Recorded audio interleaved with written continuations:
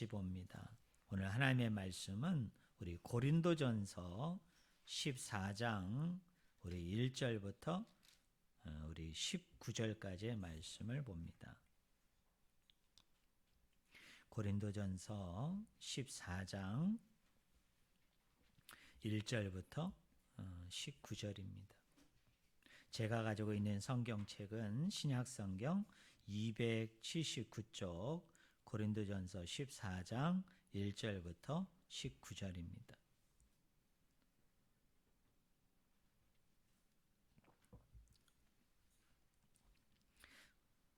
제가 읽어드리겠습니다. 사랑을 추구하며 신령한 것들을 사모하되 특별히 예언을 하려고 하라. 방언을 말하는 자는 사람에게 하지 아니하고 하나님께 하나니 이는 알아듣는 자가 없고 영으로 비밀을 말함이라. 그러나 예언하는 자는 사람에게 말하여 덕을 세우며 권면하며 위로하는 것이요 방언을 말하는 자는 자기의 덕을 세우고 예언하는 자는 교회의 덕을 세우나니 나는 너희가 다 방언 말하기를 원하나 특별히 예언하기를 원하노라. 만일 방언을 말하는 자가 통역하여 교회의 덕을 세우지 아니하면 예언하는 자만 못하니라. 그런즉 형제들아 내가 너희에게 나아가서 방언으로 말하고 계시나 지식이나 예언이나 가르치는 것으로 말하지 아니하면 너희에게 무엇이 유익하리요?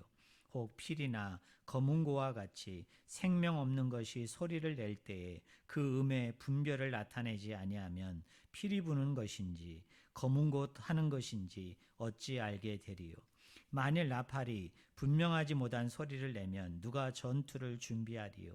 이와 같이 너희도 혀로서 알아듣기 쉬운 말을 하지 아니하면 그 말하는 것을 어찌 알리요? 이는 허공에다가 말하는 것이라. 이같이 세상에 소리의 종류가 많으나 뜻없는 소리는 없나니 그러므로 내가 그 소리의 뜻을 알지 못하면 내가 말하는 자에게 외국인이 되고 말하는 자도 내게 외국인이 되리니 그러므로 너희도 영적인 것을 사모하는 자인즉 교회의 덕을 세우기 위하여 그것이 풍성하기를 구하라. 그러므로 방언을 말하는 자는 통역하기를 기도할지니 내가 만일 방언으로 기도하면 나의 영이 기도하거니와 나의 마음은 열매를 맺지 못하리라. 그러면 어떻게 할까? 내가 영으로 기도하고 또 마음으로 기도하며 내가 영으로 찬송하고 또 마음으로 찬송하리라. 그렇지 아니하면 내가 영으로 축복할 때에 알지 못하는 처지에 있는 자가 내가 무슨 말을 하는지 알지 못하고 내 감사에 어찌 아멘 하리요? 너는 감사를 잘 하였으나 그러나 다른 사람은 덕세움을 받지 못하리라. 내가 너희 모든 사람보다 방언을 더 말함으로 하나님께 감사하노라. 그러나 교회에서 내가 남을 가르치기 위하여 깨달은 마음으로 5마디 말을 하는 것이 1만마디 방언으로 말하는 것보다 나으니라. 아멘. 오늘 같이 읽은 본문 말씀을 가지고 예언을 잘 분별하라라는 제목으로 같이 하나님의 말씀을 우리가 나누기를 원합니다. 제가 저번 주에 예고해 드린 것처럼 우리가 몇 주에 걸쳐서 오늘 우리 신앙인들이 또 믿음을 가지고 있는 사람들이 좀 성경을 이해하는 데 있어서 특별히 좀 조심해야 되고 또 지금 시대가 악합니다. 거짓 선생, 거짓 교사들이 얼마나 많은지 몰라요. 예전에는 이 거짓 선생, 거짓 교사들이 아예 교회 밖에서 주로 활동을 했기 때문에 좀 분별하는데 좀 어려움이 없지 않았고 또 교회에 그렇게 큰 위해가 되지 않았어요. 하지만 요즘 이단들은 요즘 거짓 교사, 거짓 선생들은 교회 내에 있습니다. 교회 내에 이 암세포처럼 암암리에 활동을 하면서 성도들 하여금 자꾸 이렇게 미혹을 해요. 유혹을 해요. 그래서 절대적인 진리, 이 성경의 참 진리로부터 자꾸 이렇게 떠나게 하는, 그래서 결국은 그 미혹된 그 무리들을 가지고 밖으로 나아가서 그 나름대로 집단을 형성하고 공동체를 형성하는 것이 오늘날 그 사람들의 포교 전략이고 전도 전략이기 때문에 우리가 그 어느 때보다 잘 분별해야 됩니다. 잘 판별해서 그런 유혹과 미혹에 우리가 넘어서지 말아야 됩니다. 그런 의미에서 저번 주에는 마태복음 24장의 말씀을 가지고 예루살렘의 멸망에 관한 때와 징조, 그리고 예수 그리스도의 재림의 때와 징조를 어떻게 해야 된다고요? 잘 구별해야 된다. 잘 분별해야 된다는 거예요. 그거를 분별을 잘 못하는 사람들이 오늘날 이 종말론을 흐리거든요. 또 예수님의 재림의 여러 가지 징조와 징후들을 잘못 얘기함을 통해서 많은 사람을 미혹되게 하고 또 많은 사람을 진리 가운데 떠나게 하기 때문에 저번에는 특별히 재림과 관련해서 제가 말씀을 드렸고요. 오늘 이 시간에는 고린도전서 14장에 나와 있는 말씀을 토대로 성령의 활동에 따른 여러 가지 은사들이 성경에 보면 소개되어져 있는데 그 중에 특별히 오늘 우리가 나누고자 하는 말씀은 뭐냐면 예언의 은사입니다. 물론 성령의 활동과 관련된 은사 중에 오늘 우리 한국교회가 좀 왜곡하고 또 잘못 알고 있는 은사가 예언의 은사만 있는 게 아닙니다. 특별히 그 병고침의 은사 있잖아요. 여러분 그 신유의 은사를 가지고 있는 분들, 그분들의 가장 큰 잘못이 뭐냐면 이 신유의 은사를 계속적인 은사로 그렇게 생각하는 분들이 계세요. 그러니까 내가 한번 신의 은사를 받아서 누구를 안수 기도했다든지 또는 누구를 위해서 내가 중보 기도를 했는데 기적적으로 그 사람이 나았어요. 그러면 그 은사를 통해서 낫게 한 사람도 무슨 생각을 가지고 있느냐면 나한테 하나님이 특별히 신의 은사를 주셨나 보다. 그러니까 이제는 내가 모든 병든 사람을 위해서 기도하면 나는 은사가 있으니까 다 낫는 건 아니지만은 그래도 뭡니까? 그래도 낫게 할 확률이 상당히 높다. 그래서 나한테 와서 기도받아라. 그래가지고 그 뭐 신유 집회를 하고 그 신유 안수 기도를 하고 막 그런 경우들을 우리가 보잖아요. 또 그런 은사에 미혹되고 유혹된 사람은 또 어떻게 합니까? 나한테 뭔가 육신적으로 질병이 생기고 육신적으로 뭔가 아픔이 생기면은 하나님과 나 사이에 직접적으로 그것을 해결하려 하지 않고 쉽게 그 문제를 해결하려고 누구를 찾아갑니까? 신의 은사를 가지고 있는 사람들이 하는 집회나 또는 신의 은사를 하는 사람의 개인에게 찾아가서 여러분 부탁을 하죠. 근데 부탁을 하고 그냥 기도해 주면 그것도 괜찮은데 제가 듣기로는 이 사람들이 뭘 요구해요? 마치 무당이 여러분 구술할 때 뭐 1,000,000원짜리 구판이 있고 제가 어렸을 때 그렇더라고요. 뭐 100만 원짜리 구판이 있고 몇십만 원짜리 구판이 있는 것처럼 헌금을 강요해요. 정성이 있어야 된다 먼저. 사랑의 하나님이지만은 그 하나님을 먼저 감격을 시켜야 된다. 그래서 헌금을 하게 하고 그리고 이제 그걸 기준으로 해서 안수기도를 하는데 제가 언제 기회가 되면 이 부분도 성경적으로 제가 여러분에게 짚어주겠지만 이 성경에 나오는 신의 은사는 일시적이에요. 일시적. 계속적인 은사가 아니에요. 내가 한 번 받았다고 그것이 내가 죽는 날까지 계속 내 안에 그 은사가 이렇게 담겨져 있는 은사가 아니에요. 신의 은사는 하나님이 왜 우리에게 주시느냐면 하나님의 필요에 하나님의 때에 그 영혼을 치유하고자 하나님께서 주의 종이든지 주의 성도들을 잠깐 들어 사용하셔서 하나님의 하나님 되심, 하나님의 주 되심을 드러내 보이고 선포하고 그것을 받은 영혼이 그거에 대해서 감사하고 찬양하고 그리고 그 죄로부터 돌이킴을 통해서 영화로운 삶을 살아가기 위한 어떤 방편으로 방법으로 주시는 은사가 여러분 신유의 은사예요. 그래서 이 신유의 은사에 대한 이 오해도 또 우리 한국 교회 안에 많습니다. 그런데 이건 못지않게 오해되고 있고 잘못 해석되고 있는 은사 중에 하나가 뭐냐면 예언의 은사예요. 우리 성도님들은 예언의 은사가 여러분 뭐라고 생각하십니까? 이게 너무 좀 슬프고 가슴 아픈 것은 예언의 은사와 무속인들이 얘기하고 있는 이 점을 치는 거와 가만히 그 맥락을 들여보면, 내용을 들여다보면 다르지 않아요. 다르지 않아요. 여러분, 예수 믿지 않는 사람들이 왜 점쟁이를 찾아갑니까? 여러분, 왜 가서 점을 치는 겁니까? 내 미래를 예언해 달라는 거잖아요. 내 운명을 뭔가 예언해 달라는 거죠. 지금 내가 뭔가 중요한 기로에 있고 선택에 있는데 이 결과가 어떻게 될는지 나에게 미리 얘기해 줬으면 좋겠다. 근데 오늘 우리 기독교 안에도 그런 예언의 은사를 가지고 있다고 하시는 분들이 그분들이 뭘 합니까? 기도를 하죠. 그럼 기도를 하면은 하나님께서 계시를 보여준다는 거예요. 깨달음이 온다는 거예요. 그래서 그 사람에 대해서 이렇게 저렇게 얘기해요.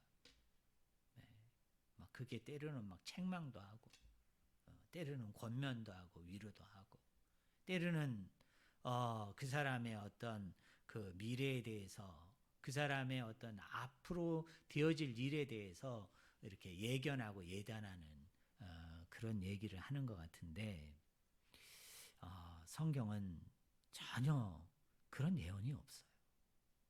그것은 이 말씀 계시, 우리가 가지고 있는 이 66권의 말씀이 이 정경 캐논으로 이 완전한 계시죠. 이 완벽한 계시가 우리의 손에 들어오기 이전에, 그러니까 성경이 기록되기 이전에는 하나님이 특별히 선지자들과 예언자들과 사도들을 통해서 하나님께서 앞으로 장차 후손들, 그 믿음의 자손들에게 말씀을 주고자 그 말씀을 기록하기 위한 그 방편으로 방도로 하나님이 때로는 꿈으로, 환상으로, 직접적인 말씀으로, 환영과 한청으로, 또 여러 가지 계시적인 수단을 통해서 알려주셨어요. 그거는 예언자들, 선지자들, 사도들에게 특별히 하나님이 허락하신 거예요. 그렇지만 이제 이 66권의 이 완벽한 말씀, 이 온전한 말씀이 다 주어지고 난 이후에는 그런 계시가 임할까요? 임하지 않을까요? 임하지 않아요. 그런 계시가 여전히 임한다는 얘기는 이 66권의 말씀이 어떻다는 거예요? 이게 부족한 거죠. 여러분, 뭔가 이 성경 외에 또 다른 계시가 온다? 뭔가 이 성경 외에 하나님이 자꾸 어떤 다른 말씀을 자꾸 주시고 계신다고 얘기하면 하나님 스스로가 뭘 부정하고 있는 거예요? 이 말씀이 부족하다는 거예요. 그러니까 자꾸 뭔가를 말씀해 주는 거죠. 그죠? 뭔가를 자꾸 계시해 주는 거잖아요. 근데 성경은 뭐라고 얘기하느냐? 더 이상 계시가 없다는 거예요. 왜? 이 66권의 이 말씀이 뭐하기 때문에 이게 퍼펙트, 이게 완전 계시예요. 여기에는 모자람이 없어요. 1.1획도 여러분 부족한 게 없어요. 그러니까 하나님이 더 이상 계시를 안 하죠. 왜? 다 계시했어요. 그리고 이 말씀을 보면 네가 그리스도를 충분히 알고 하나님을 충분히 알고 하나님 나라에서 충분히 알기 때문에 더 이상 계시할 이유가 없는 거예요. 그렇기 때문에 여러분 어디 가서 뭐 누가 계시를 받았다는 등, 누가 성경에 어떤 말씀을 받았다는 등, 자기 개인적으로 주님이 나에게 나타나서 뭔가를 얘기했다는 등, 다 그건 뭐냐면 우리는 미혹하는 거예요. 네. 그게 설사 사실이고 그게 설사 그 사람이 얘기한 대로 되어졌다 할지라도 그건 사단과 마귀의 짓이에요. 광명의 천사로 나타나서 우리를 미혹하기 위해서 잠깐 그렇게 사단과 마귀가 장난을 치는 거예요. 왜 그래요? 그렇게 계시가 임하면 그런 사람은 이 66권의 이 완전한 계시, 완벽한 계시를 부정하게 되는 거예요. 이게 부족하다고 얘기하는 거예요. 그러면 그 사람이 뭐예요? 그게 이단이에요. 그게 거짓 선생인 거예요. 마치 무슨 통일교나 신천지나 뭐처럼 하나님과 우리 사이의 중보자 되시는 예수 그리스도, 보혜사 성령을 교주로 얘기하는 것만이 이단이 아니라, 이단에 있어서 가장 큰 특징은 뭐냐면 하나님의 이 완벽한 계시 외에 또 다른 계시가 있다. 또 다른 어떤 말씀이 주어졌다. 그런데 그게 사실이다. 이렇게 얘기하는 사람이 있다면 이것만큼 확실한 또 이단도 없는 거예요. 그것이 뭐예요? 교회 안에 암암리에 활동하는 거예요. 그래서 어떤 사람을 보면 말씀 위에 뭐가 있어요? 자기의 영적인 경험이 위에 있어요.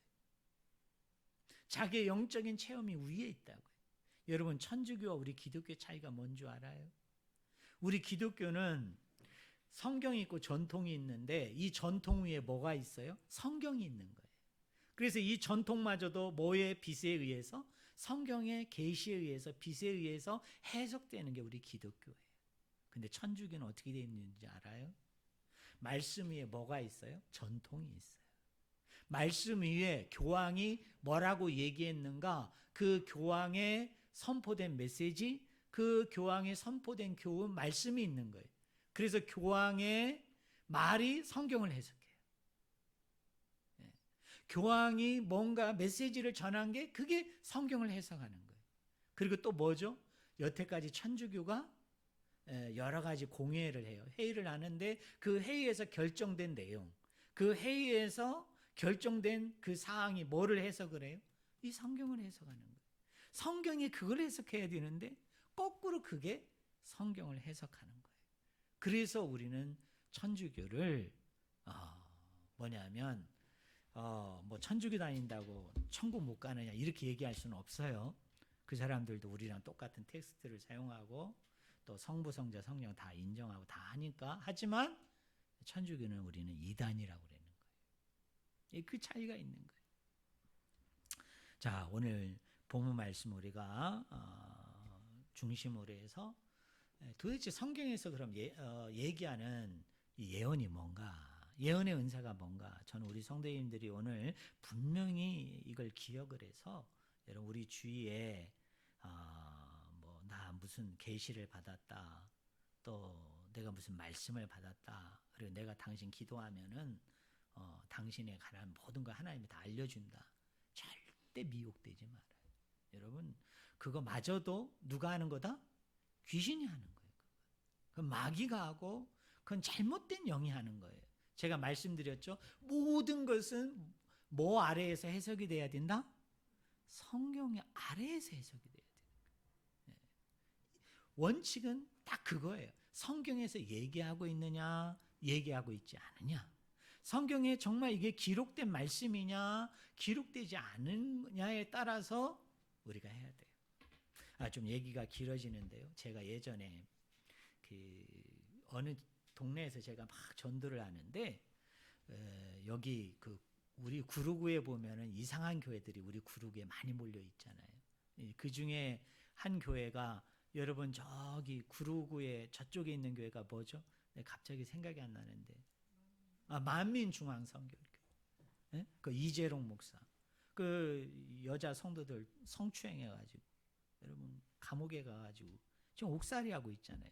근데 제가 신우 예배 드리면서 거기 맨날 왔다 갔다 하는데 교회 여전히 존재해요. 그리고 막 버스도 얼마나 많이 서 있고 거기 출입하는 성도들도 얼마나 많은지 몰라요. 근데 제가 예전에 그 교회 성도를 만나서 이제 얘기를 하는 와중에 제가 충격적인 게 뭐냐면 이분이 이런 말을 하는 거예요. 자기도 자기 목사님이 문제가 많다는 거 안다는 거예요. 또 자기 목사님이 가르치는 게 성경적으로 좀 문제가 있다는 거 자기도 안다는 거예요. 그래서 제가 물었죠. 아니 문제가 있다는 건 알면서도 왜 그 교회를 나가냐고 물어봤더니 그분이 하는 말이 뭐냐면 이런 거예요. 자기 앞에 막 병자들이 막 낫고, 그다음에 목사님이 뭐 얘기하면은 그게 다 이루어지고, 막 귀신이 되어 쫓김을 당하고, 또 여러분 막 여러 가지 이적과 기적이 나타난다는 거예요. 목사님이 문제가 있고 목사님이 전하는 말씀이 문제가 있지만 자기 앞에 보이는 그런 현상들을 보니까 자기가 그걸 부정을 못 하겠다는 거예요. 그래서 자기는 그 교회를 나간다는 거예요. 사랑하는 성도 여러분, 안타깝게도 이렇게 신앙생활하고 이렇게 믿음생활하는 분들 우리 주위에 많을까요, 적을까요? 여러분, 많습니다. 예. 목사님이 좀 이상해 보여요. 목사님이 전하는 말씀이 좀 이상해 보여요. 그런데 뭡니까? 그런데 기적이 나타나고 이적이 나타나고 능력이 나타나니까 그걸 보고 뭐라 그래요? 아, 이분은 하나님이 쓰시는 종인가 보다. 이 교회는 이런 거 나타나는 거 보니까 하나님이 쓰시는 교회인가 보다. 그래서 만사 다 제껴버리고 그것만 바라보면서 어떻게 하느냐면 그 교회를 떠나지 못하는 거예요. 여러분, 그 교회에서 계속 믿음 생활하는 거예요. 너무나 불쌍한 일이죠. 너무나 가슴 아픈 일이죠. 말씀이 모든 것을 해석해야 되는데 상황이 말씀을 해석하는 거예요. 상황이 우리 믿음의 근거가 되고 이유가 되는 거예요. 절대로 저는 우리 교인들은 그런 분들이 없기를 주의 이름으로 축원을 드립니다. 성령의 은사에는 여러 가지가 있죠. 고린도전서 12장 8절부터 10절에 보면은 성령의 직접적인 활동과 관련된 9가지 은사가 나옵니다. 지혜, 지식, 믿음, 병 고치는 은사, 능력 행함, 예언, 영들 분별함, 방언 말함, 방언들 통역함이라는 은사예요. 저는 이 중에 오늘 무슨 은사를 살펴본다? 예언이라는 은사를 살펴보기를 원합니다. 자, 그러면 이 예언이라는 은사를 살펴보기 위해서는 제일 먼저 해야 될 것이 뭘까요? 예언이라는 단어가 무슨 의미를 가지고 있는가? 사실 이것만 알아도 절대로 미혹되지 않을 수 있어요. 절대로 어떤 유혹에도 넘어지지 않을 수 있어요. 도대체 성경에서 예언이라는 말을 할 때 이 예언이라는 단어가 가지고 있는 의미가 뭔가, 이 말이 가지고 있는 의미가 뭔가만 우리가 알아도 절대 미혹되고 유혹되지 않을 수 있어요. 이 예언이라는 말은 예언하라라는 헬라어인 프로페테리아라는 말에서 나왔어요. 좀 어렵죠? 그래도 좀 들으세요. 예언하라라는 프로페테리아라는 말에서 나왔어요. 근데 그래서 이 예언이 헬라어로 뭐냐면 프로페미라는 뜻이에요. 프로페미라는 단어예요. 이거는 두 가지 단어가 합성이 된 겁니다. 프로, 뭐일 것 같아요? 한국말로 옮기면 프로, 뭐뭐 앞에라는 뜻이에요.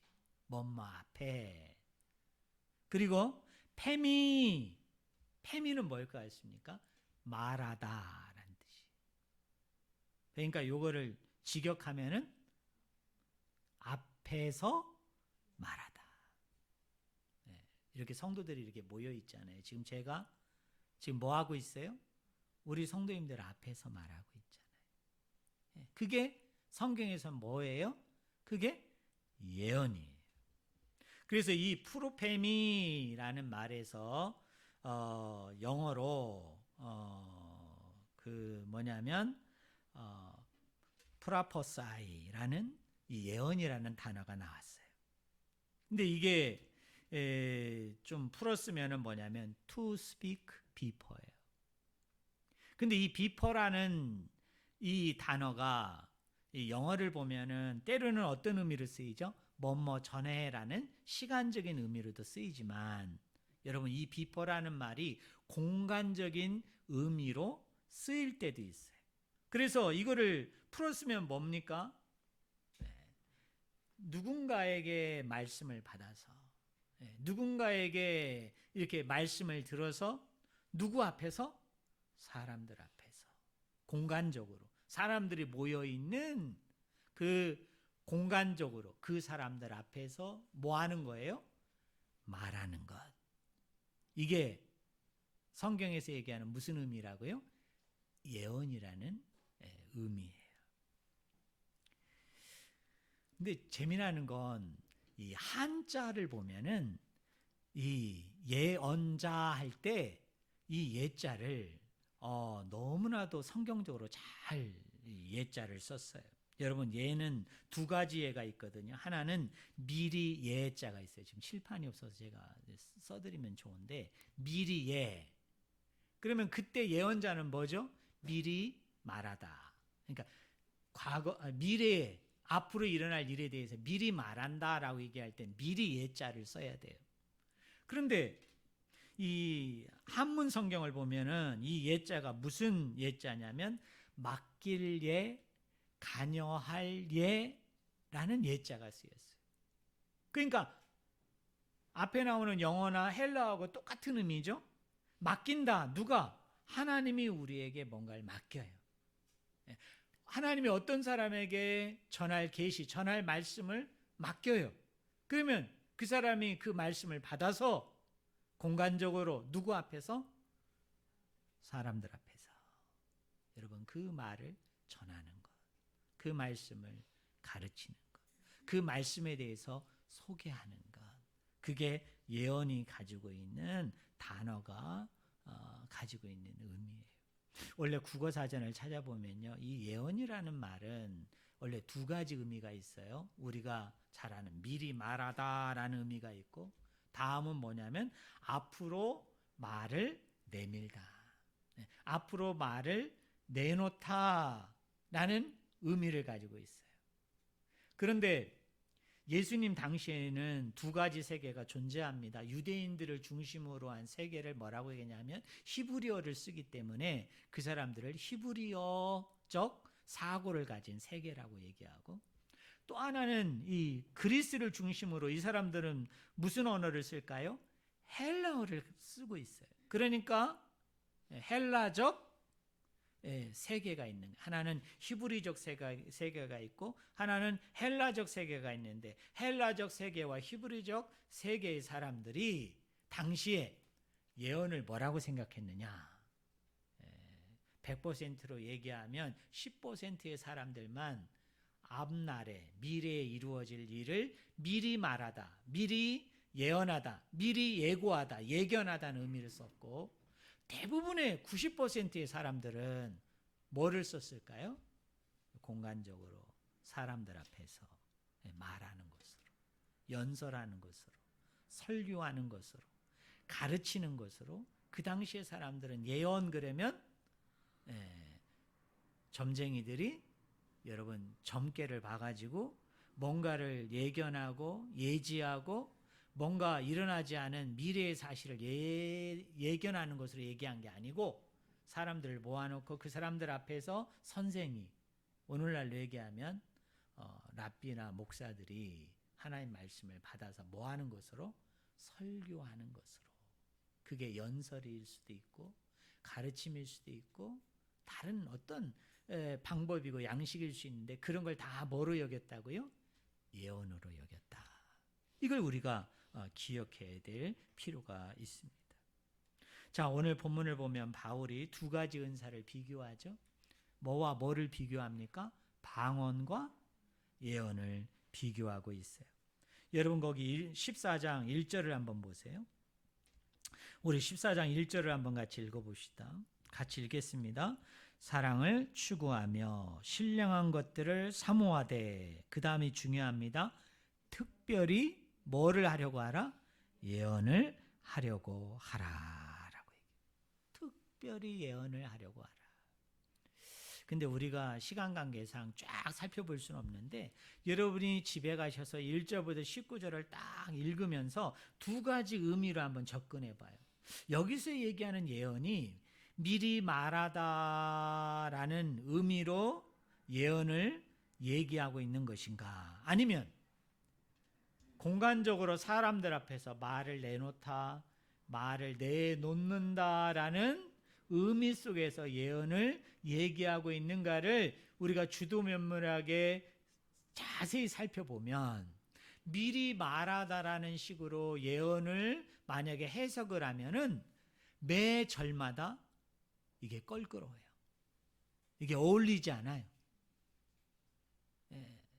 뭔가 이게 자꾸 모순이 일어나요. 그런데 뭘로 보면 사람들 앞에서 말을 내밀다, 말을 내놓다. 오늘날로 얘기하면 그걸 설교라든지 연설이라든지 가르침이라는 의미를 가지고 여러분이 14장을 쭉 읽어 내려가면 그 해석이 어떨까요? 아주 자연스러워요. 아주 매끄러워요. 그것을 우리가 알 수 있어요. 여러분 2절을 보면 방언이 무엇인가를 얘기합니다. 자, 방언은 뭐냐? 우리 2절을 한번 같이 읽어봅시다. 같이 읽겠습니다. 준비 시작. 방언을 말하는 자는 사람에게 하지 아니하고 하나님께 하나니 이는 알아듣는 자가 없고 영으로 비밀을 말합니다. 자, 방언이 뭡니까? 사람에게 한다 하지 않는다? 사람에게 하지 않아요. 누구에게요? 하나님께 한다. 그래서 이걸 알아듣는 사람이 있다 없다? 알아듣는 사람이 없다. 그리고 뭐로 비밀을 말해요? 내 안에 있는 영으로. 영으로 아버지 앞에 드리는 기도죠. 영으로 아버지 앞에 무엇인가를 아뢰고 고백하고 얘기하는 것. 그게 뭐예요? 그게 방언이에요. 참고로 저는 방언을 할까요? 못 할까요? 저는 방언을 해요. 그러니까 오해하지 말아요. 제가 예언을 이렇게 얘기하니까 우리 목사님은 성령의 은사를 받은 게 없으니까 저런 영적인 체험이 없으니까 야 저런 말을 하는가 보다 이렇게 오해할까 봐 제가 바울이 가끔 그런 얘기를 하거든요. 자기의 적대자들이 자기를 막 공격하니까 바울이 쓰는 표현이 있죠. 내가 부득불 나를 자랑하는데 나는 너희들보다 얼마나 많은 은사를 내가 행했는 줄 아느냐? 나는 3층 천도 갔다 왔다. 그러면서 바울이 또 나는 여러 가지 계시를 받았다. 근데 내가 자고하지 않게 하기 위해서 하나님이 내가 육체의 가시를 줬고 하면서 쭉 얘기하잖아요. 그러니까 저도 부득불 여러분에게 자랑하면은 저도 방언의 은사를 하고 또 필요에 따라서는 하나님 앞에 저도 방언 기도를 해요. 자, 3절에 보니까 그럼 예언하는 사람은 어떤 사람이냐? 우리 3절을 한번 같이 읽어봅시다. 그러나 예언하는 자는 사람에게 말하며 덕을 세우며 권면하며 위로하는 것이요. 자, 3절을 잘 보세요. 누구에게 말하는 것이에요? 사람에게 말한다. 근데 왜 사람에게 말을 합니까? 세 가지예요. 뭐를 세우고 덕을 세우고 그다음에 뭐예요? 권면하고 위로하는 거예요. 그럼 우리 성도님들에게 물어봅시다. 오늘의 상황에서 이런 일을 하는 사람이 누구예요? 여러분 목사죠. 설교자고 여러분 말씀 교사예요. 말씀 가르치는 선생들이에요. 그리고 이것이 뭡니까? 이게 설교예요. 설교가 뭐예요? 하나님께 말씀을 받아서 제가 사람인 여러분에게 이렇게 말을 전하는 거잖아요. 그래서 여러분에게 뭐를 세우는 거예요? 덕을 세우게 하고 그리고 여러분을 권면하고 여러분을 위로하는 거예요. 성경은 그것을 말해요. 그러면서 거기 4절을 보니까 방언 역시 뭐라고 얘기하느냐 하면 방언을 말하는 자는 자기의 덕을 세우고 예언하는 자는 뭐를 세운다고요? 교회의 덕을 세운다. 그러니까 방언을 말하는 사람은 누구의 덕을 세워요? 자기의 덕을 세우는데 예언을 하는 사람은 누구의 덕을 세운다? 교회의 덕을 세운다. 그럼 여기서 우리가 질문을 해야죠. 내 덕을 세우는 거는 알겠는데 그럼 교회의 덕을 세운다는 게 뭔가? 뭐 내가 물질을 많이 들여서 뭐 교회에 활동하는데 내가 도움을 주라는 얘기인가? 아니죠. 여러분 그렇다고 뭐 여러분 교회 와가지고 열심히 봉사하고 충성하고 헌신해가지고 여러분 교회 나오는 사람들을 뭔가 좀 편리를 도모하고 그 사람들에게 뭔가 편안을 증진시키라는 얘기인가? 여기 그럼 도대체 교회 덕이라는 말이 뭔가? 바울이 이것을 24절과 25절에 얘기합니다. 제가 읽어드릴게요. 14장 24절 25절 제가 읽어드립니다. 그러나 다 예언을 하면 믿지 아니하는 자들이나 알지 못하는 자들이 들어와서 모든 사람에게 책망을 들으며 모든 사람에게 판단을 받고 그 마음에 숨은 일들이 드러나게 되므로 엎드려 하나님께 경배하며 하나님이 참으로 너희 가운데 계신다 뭐하리라? 전파하리라. 자, 예언을 하게 되면 그 예언을 통하여 교회에 뭔가 덕이 된대요. 뭔가 교회 유익이 돼요. 뭔가 교회의 공동체를 세워나가는데 도움이 돼요. 왜 그렇습니까? 그 예언은 뭐를 지적해요? 죄를 지적한다. 숨겨져 있는 그 죄를 드러나게 한다. 나타나게 한다. 그러면 그 죄를 우리 성도들이 깨닫게 된다는 거예요. 그러면 깨닫는 것으로 멈추지 않고 뭐 할까요? 회개에 이르게 되는 거죠. 그죠? 회개에 이르게 된다. 그리고 그 회개를 통해서 사람들이 어떻게 돼요? 하나님을 경배하고 하나님을 찬양하고 하나님 앞에 영광 돌리는 일들이 일어나게 된다. 이 일련의 과정, 일련의 내용을 바울은 뭐라고 얘기해요? 이게 교회의 덕을 세우는 것이다. 그 말입니다. 그러면 여러분, 죄를 드러나게 하고 죄를 깨닫게 하고 죄를 회개하게 하고 그래서 하나님 앞에 영광 돌리는 것은 무슨 사역과 관련이 있어요? 말씀 사역과 관련이 있는 거예요.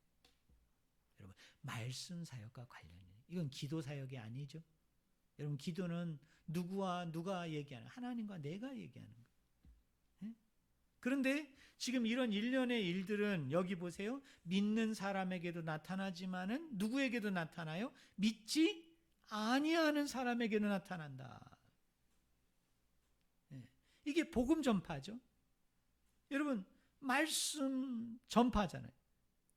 믿는 사람이나 믿지 않는 사람에게 열심히 네가 복음을 전하면, 말씀을 가르치면은 네 가지 현상이 나타난다는 거예요.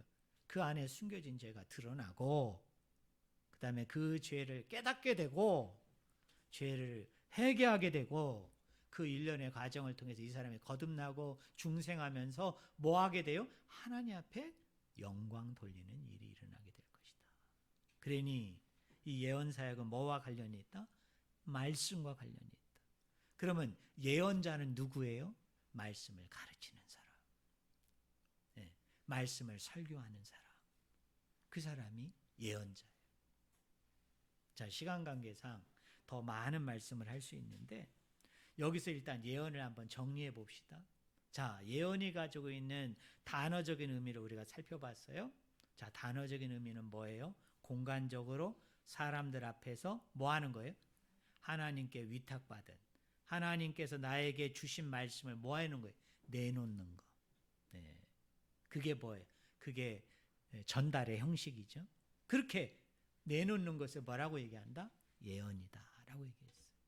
자, 방언은 아까 정의를 내렸죠. 방언과 예언을 비교하면서 방언은 사람에게 하지 아니하고 하나님께 하고 알아듣는 자가 없고 영으로 비밀을 말하지만 예언은 누구에게 한다? 사람에게 말하는데 세 가지를 한다. 덕을 세우고 권면하고 위로한다. 말씀 사역을 얘기하죠. 여러분, 설교 사역을 얘기해요. 자, 그 다음에 4절에 보니까 방언을 말하는 자는 누구의 덕을 세우고? 자기의 덕을 세우지만 예언하는 사람은 누구의 덕을 세운다? 교회의 덕을 세운다. 그랬더니 24절과 25절에 그런 교회의 덕을 세우는 게 뭐냐? 네 가지. 자, 예언을 들으면 뭐가 드러나게 돼요? 죄가 드러나게 돼요. 죄가. 그리고 어떻게 돼요? 죄를 깨닫게 되고 죄를 회개하게 되고 마지막은 어떻게 돼요? 중생, 거듭남을 통해서 어떻게 됩니까? 하나님 앞에 영광 돌리게 된다. 다른 말로 구원받게 된다 이 말이에요. 영생을 소유하게 된다. 어때요? 점쟁이 앞에 가서 점을 보는 거와 이거는 근본적으로 다른 거예요. 내용적으로 다른 거예요. 그러니까 어디 가가지고 함부로 예언한다고 여러분 기도 받으면 돼요? 안 돼요? 안 돼요. 안 돼요. 그거 필요 없어요. 뭐를 들으면 돼요? 말씀을 들으라. 그런 시간이 있으면 말씀을 더 읽고 여러분 그런 시간이 있으면 말씀을 더 붙잡고 기도해요. 왜요? 그런 예언을 하는 사람은 사람이지만 말씀 가운데 나에게 명령하시고 깨닫게 하시고 알게 하시고 내다보게 하시는 분은 누굽니까? 하나님이세요. 여러분 하나님이 능력이 클까요? 그거 뭐 조금 맞춘다는 사람이 능력이 클까요? 여러분 비교가 안 되잖아요. 그러면 똑같이 시간을 들이고 정성을 들이되 누구에게 해야 됩니까? 하나님께 해야 되지. 왜 가서 사람을 자꾸 의지하고, 왜 자꾸 사람한테 그것 좀 알려달라고. 예? 그래서 그 사람이 얘기하는 거에 따라서 기분이 업됐다가 다운됐다가, 그 사람이 뭐 얘기해 주면은 그것 때문에 막 행복해했다가, 그 사람이 뭐 얘기하면 나는 완전 불행의 낙으로 떨어지는. 이거 하나님이 가장 싫어하는 거예요. 나중에 얘기하겠지만 여러분, 사울 왕이 왜 죽었어요? 예? 신접한 여인을 만나가지고. 그게 잘못된 예언이잖아요. 내 운명을 좀 점쳐달라. 예? 내 미래의 운명에 대해서 좀 알려달라. 그러니까 하나님이 노여워하셨잖아요. 하나님이 그것을 가증히 여기셨다고요. 그래서 하나님의 영이 떠나면서 그 안에 악령이 들어가는 거예요. 나쁜 영이 들어가는 거예요. 그래서 나중에 어떻게 됩니까? 부하의 칼에 자기가 몸을 던져서 찔려서 죽게 되는 참혹한 죽음을 맞이한 것이 그 일이라는 거예요. 자, 이제 여러분 29절을 보세요. 자, 이제 마지막입니다. 29절. 제가 읽어드리겠습니다. 예언하는 자는 둘이나 셋이나 말하고 다른 이들은 뭐 할 것이요? 분별할 것이요. 예언에도 뭐가 필요하다? 분별하는 게 필요하다. 왜 바울이 이런 말을 했을까요? 네? 예언에는 왜 분별이 필요할까? 아니, 예언은 말씀을 전하는 거예요. 말씀을 설교하는데 왜 분별해야 된다고 얘기했을까? 여기 분별하다라는 단어가 헬라어로 도키마조예요. 여러분, 도키마조가 뭐냐면 옛날에 그 동전 안에 그 금과 은이 이렇게 박혀 있었나 봐요. 그래서 이 동전 안에 얼마의 금이, 얼마의 은이 박혀 있는지를 분별하는 것, 그걸 판별하는 것, 시험하는 것을 헬라어로 뭐라고 얘기하면 도키마조라고 얘기해요. 그러니까 시험하여 보는 거예요. 시험하여 보는 거. 여러분, 성경에 보면 시험이라는 단어가 도끼마주만 쓰인 게 아니고 페이라조라는 말도 시험하다는 말이에요. 근데 도끼마조는 하나님께서 우리를 시험하는 걸 얘기하는 거예요. 근데 페이마조는 누가 우리를 시험하는 걸까요?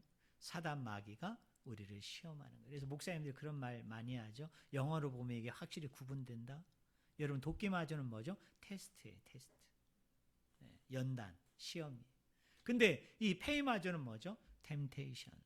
뭐죠? 유혹, 미혹, 나쁜 거죠. 나쁜 의미죠. 그렇게 두 단어로 여러분 분류가 됐어요. 근데 지금 사도 바울은 뭐를 분별하라? 예언을 분별하라.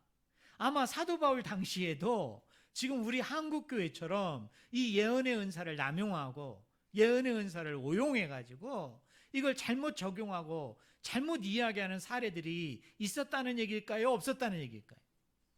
있었다. 이걸 전제하는 거예요. 첫째로는. 근데 두 번째, 분별하라는 의미는 뭐냐면 똑같이 말씀을 전하는 설교자이지만 똑같이 하나님의 말씀을 가르치는 주의 종이지만은 그래, 중요한 건 뭐냐면 그들도 사람이기 때문에 뭐하지 못해요? 완벽하지 못해요. 완전하지 못해요. 좀 우리 목사한테는 좀 충격적인데 목사여도 다 똑같은 목사는 기단이다. 아니라는 거예요. 더 충격적으로 얘기할까요? 목사 중에도 거짓 선생이 있다 없다? 있다는 거죠. 왜? 예언이 설교라고 그랬잖아요. 예언이 말씀을 가르치고 말씀을 가지고 훈육하고 양육하는 것인데 그 말씀을 전하는 자를 뭐하라고 얘기하고 있어요 지금? 분별하라. 그 예언을 시험해보라는 거예요. 마치 사도행전 17장에 베레아 교인들이 바울에게 말씀을 들었잖아요. 그리고 그들이 돌아가서 신사적으로, 여기 신사적으로라는 말은 원어 성경을 보면 귀족적으로라는 얘기예요. 네, 귀족처럼 그 말씀이 정말 그러한가 하여 뭐 해보라? 시험해보라. 분별해보라. 거기 도끼마주예요. 옛날에 부흥사들은 옛날에 신앙생활 하신 분들은 그런 생각을 하죠. 목사님이 나한테 설교를 했어요. 가르쳤어요. 근데 집에 가서 내가 그걸 시험하고 분별하면 이건 큰 죄라고 여겼죠.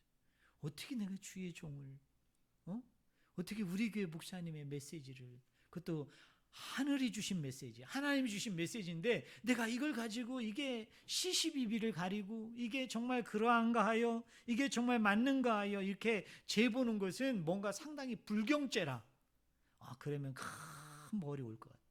뭔가 내가 재앙과 저주를 받을 것 같아가지고 절대 그러면 안 돼. 그리고 그런 생각이 들면 뭐라고 얘기하죠? 이건 사단이 주는 생각이어가지고 사단아, 나사렛 예수 이름으로 떠나가라고 얘기했는데 성경은 그렇게 얘기하지 않아요. 당신이 예언을 들었으면, 그게 설교든 양육이든 훈련이든 가르침을 들었으면 정말 그러한가 하여 그 말씀을 뭐 해보라? 시험하여 보라. 여러분, 분별해 보라. 저는 우리 성도님들도 제 설교를, 제 가르침을 여러분이 그렇게 하셔야 돼요. 근데 뭐 하라고? 신사적으로, 귀족적으로 하라는 거예요. 여러분, 귀족적으로 한다는 말이 뭐죠? 귀족은 어떻습니까? 품위가 있죠. 뭐가 있어요? 교양이 있어. 그죠?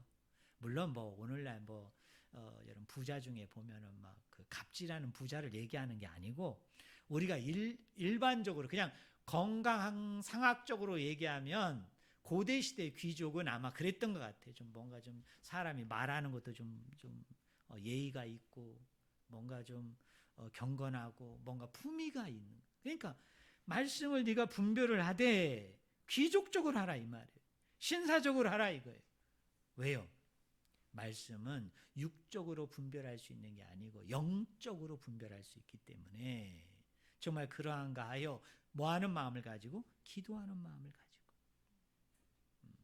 순종하는 마음을 가지고, 그 목사님을 사랑하고 아끼는 마음을 가지고 신사적으로 귀족적으로 존중히 여기는 가운데 그냥 액면 그대로 받아들이지 말고 뭐하라? 분별하라. 시험하라. 뭐를? 예언을. 저는 우리 성도님들이 그러셨으면 좋겠어요.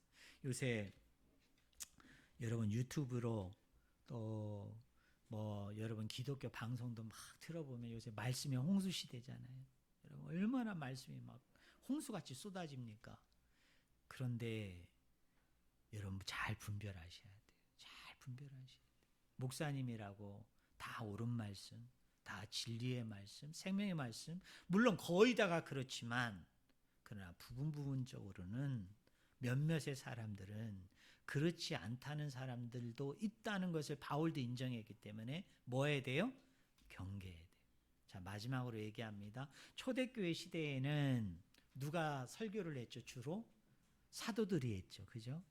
여러분 바울도 사도예요. 바울의 제자들도 사도라고 얘기했습니다.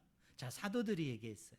그리고 자, 초대교회 당시에는 성령의 이런 활동의 은사들이 많이 나타났을까요? 많이 나타나지 않았을까요? 많이 나타났어요. 많이 나타났어요. 막 죽은 자가 일어나고, 귀신 들린 자가 내어 쫓기고, 병든 자가 막 낫는 그런 초자연적인 역사가 얼마나 많이 나타나는지 몰라요. 막 사도들의 옷만 만져도 나았다고. 옷만 만져. 예? 그런 놀라운 역사가 일어났다고. 자, 그럼 사도들의 시대와 오늘의 시대를 우리가 비교해 봅시다. 자, 오늘은 누가 설교하죠? 사도들이 설교합니까? 여러분 베드로 사도가 지금 천국에 있다가 여기 와가지고 여러분에게 설교하는 거 아니잖아요. 바울이 천국에 있다 여기 와서 설교하는 게 아니고, 오늘은 이렇게 신학적인 전문적인 훈련을 받은 목사들이 하잖아요. 물론 이런 비교는 사실 건강한 비교는 아닌데, 여러분 사도들이 말씀을 잘 전할까요? 여러분 목사들이 잘 전할까요? 네. 좀 비교가 좀 그렇습니까? 그러나 그래도 사도들이 좀 낫지 않을까요? 네? 여러분 바울이 좀 나을 거 아니에요. 자, 그 다음 초자연적인 역사를 우리가 살펴봅시다. 초대교회 때보다는 지금도 물론 역사가 있어요. 역사가 좀 부정하는 거 아니에요. 네, 있어요. 하지만 초대교회 때보다는 확실히 덜해요. 물론 지금도 선교지에 가보면은 선교사님들의 보고에 의하면 거기는 영적 전쟁이 너무 치열한 곳이기 때문에 거기 막 기적이 많이 일어나요. 우리나라 초대교회 당시에도 여러분 초대교회사를 읽어보면, 문헌을 읽어보면 뭐 목사님이 여기서 설교하는데 갑자기 저 뒤에서 막 귀신이 내어 쫓기고 막 병든 자가 나음을 얻고 안진뱅이가 막 일어나는 사건이 일어났다 그래요. 손양원 목사님 그 전기를 읽어봐도 손양원 목사님 설교하면 막 그런 일이 일어났다는 거예요. 근데 지금 현대적으로 덜하죠. 근데 놀라운 것은 뭐냐면 사도 바울이 돕기마저 자, 예언들을 분별하라. 그 시대가 오늘의 시대예요, 아니면 물론 오늘에도 적용되지만 당대의 사람들에게 얘기하는 거잖아요. 사도들이 말씀을 전하는 그 당대, 초자연적인 이적과 기적이 훨씬 많이 나타난 그 당대, 예수님의 부활을 목격한 자들이 아직 죽지 않고 예수님과 짧은 시간이지만 함께했던 사람들의 그 생생한 증언이 있는 그 시대에도 바울이 뭐라고 얘기했어요? 돕기마저 그 예언을 분별하라, 그 설교와 가르침을 분별하라고 얘기했다면 오늘 이 시대는 돕기마저를 더 해야 될까요? 덜 해야 될까요? 지금은 더 해야 되죠. 지금은 더 분별해야 되는 시대란 얘기예요. 그렇기 때문에 우리가 말씀을 깊이 알아야 돼요. 자, 마지막으로 얘기합니다. 이 모든 분별의 기준은 하나다. 뭐다? 성경이다. 여러분, 말씀이다. 저는 우리 성도님들이 이것을 꼭 기억하기를 예수 그리스도의 이름으로 간절히 축원을 드립니다. 바울의 말처럼 예언을 어떻게 하라고요? 다른 은사들보다 더 특별히 사모하라. 왜요? 예언이 가져다주는 유익이 너무 큰 거예요. 말씀이 가져다주는, 설교가 가져다주는, 가르침이 가져다주는 유익이 더 크다. 왜요? 나를 권면하고 나를 위로하고 죄가 드러나게 하고 죄를 깨닫게 하고 죄를 회개시켜요. 그리고 어떻게 해요? 결국은 아버지를 영광되게 하고 아버지를 영화롭게 하게 되는 데 쓰이는 것이기 때문에 방언보다 기타 성령의 여러 가지 다른 활동보다 예언하기를 더 특별히 사모하라. 그 이유가 거기에 있는 거예요. 저는 우리 성도님들이 다 예언자인 줄로 믿습니다. 다 예언하는 분들인 줄 믿습니다. 어떤 분이 나는 예언의 은사 받았어요. 나는 예언의 은사를 나는 잘 쓰고 있어요. 그러면 여러분도 그렇게 얘기하시면 돼요. 저도 예언의 은사 받았는데, 저도 예언자인데. 왜요? 내가 누군가에게 말씀을 얘기한다는 건 그건 예언 사역이에요. 그걸 하는 사람이 예언자예요. 그러니까 어디 가서 주눅 들지 말라고요. 어디 가서 자기 산기도 가서 예언 받았다 그러면 얘기하세요. 그러세요. 저는 우리 교회에서 잠깐 기도하다 예언 받았는데, 저는 예배 시간 때문에 예언 받았는데, 저는 예언자인데. 그래도 성경적으로 맞아요. 그 사람은 가짜 예언자, 내가 진짜 예언자. 그것을 여러분 기억하고 예언을 더 특별히 사모하는 오늘 저와 여러분이 되기를 주의 이름으로 축원을 드립니다. 기도하겠습니다. 하나님 아버지, 하나님께서는 우리에게 말씀을 주셨고 또 우리가 그 말씀을 먹고 마실 때에 그 말씀이 우리의 죄를 드러나게 하고 죄를 깨닫게 하고 죄를 회개시킬 뿐만 아니라 우리를 믿음의 장성한 분량에까지 이름을 통하여 말씀 가운데 순종함으로 아버지 앞에 영광을 돌리는 그 축복의 도구, 은혜의 도구, 사랑의 도구로 저희를 빚으셨음을 저희가 깨닫게 됩니다. 아버지 하나님, 하나님의 말씀을 알고 하나님의 말씀에 따라 순종하면서 살려고 하는 모든 자에게 예언의 은사를 주셨고 그 예언을 더욱 사모하는 가운데 말씀 안에서 순종하는 삶으로 나아가기를 원하는 것이 주님의 뜻입니다. 주님의 계획입니다.